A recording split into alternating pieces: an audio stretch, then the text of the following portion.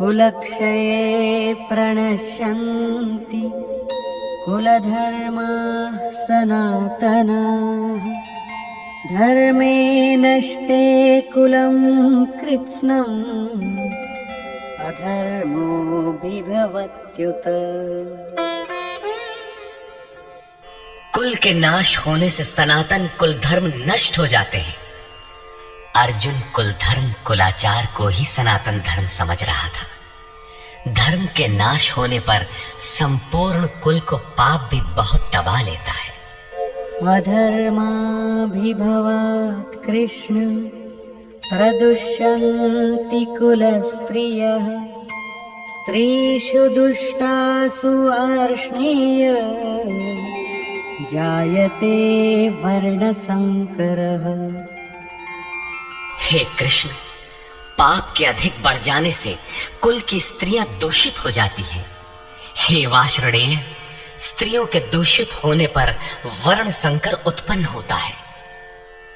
अर्जुन की मान्यता थी कि कुल की स्त्रियों के दूषित होने से वर्ण संकर होता है, किंतु श्री कृष्ण ने इसका खंडन करते हुए आगे बताया कि मैं अथवा स्वरूप में स्थित महापुरुष यदि आराधना क्रम में भ्रम उत्पन्न कर दे तब वर्ण संकर होता है। वर्ण संकर के दोषों पर अर्जुन प्रकाश डालता है।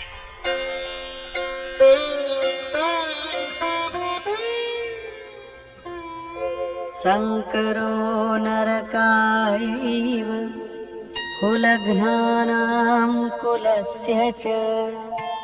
पतन्ति पितरो येषां लुप्तपिण्डोदकक्रियाः। वर्ण संकर कुल घातियों और कुल को नरक में ले जाने के लिए ही होता है। लुप्त हुई पिंड क्रिया वाले इनके पितर लोग भी गिर जाते हैं। वर्तमान नष्ट हो जाता है, अतीत के पितर गिर जाते हैं और भविष्य वाले भी गिरेंगे। इतना ही नहीं,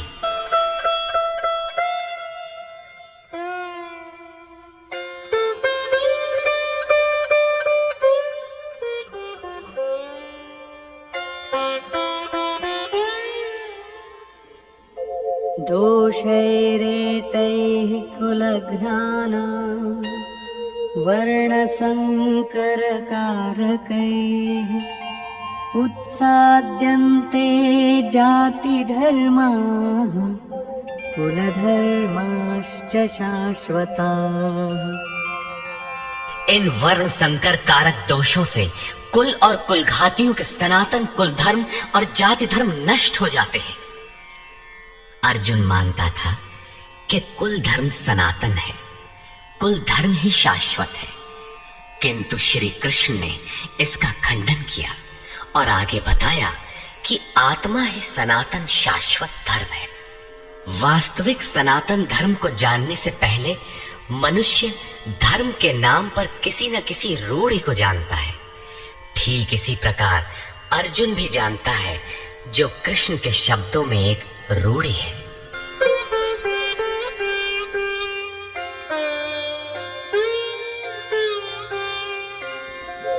उत्सन्न कुलधर्माणां मनुष्याणां जनार्दन नरके नियतं वासो भवतीत्यनुशुश्रुमा। हे जनार्दन, नष्ट हुए कुल धर्म वाले मनुष्यों का अनंत काल तक नरक में वास होता है, ऐसा हमने सुना है। कुल धर्म ही नहीं नष्ट होता, बल्कि शाश्वत सनातन धर्म भी नष्ट हो जाता है। जब धर्म ही नष्ट हो गया तो ऐसे पुरुष का अनंत काल तक नरक में निवास होता है, ऐसा हमने सुना है, देखा नहीं, सुना है। अहो बत महत्पापं कर्तुं व्यवसिता वयं यद्राज्यसुखलोभेन हन्तुं स्वजनमुद्यताः।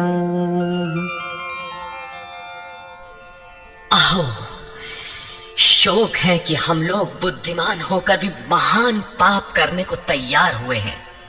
राज्य और सुख के लोभ से अपने कुल को मारने के लिए उद्यत हुए हैं। अभी अर्जुन अपने को कम ज्ञाता नहीं समझता। आरंभ में प्रत्येक साधक इसी प्रकार बोलता है।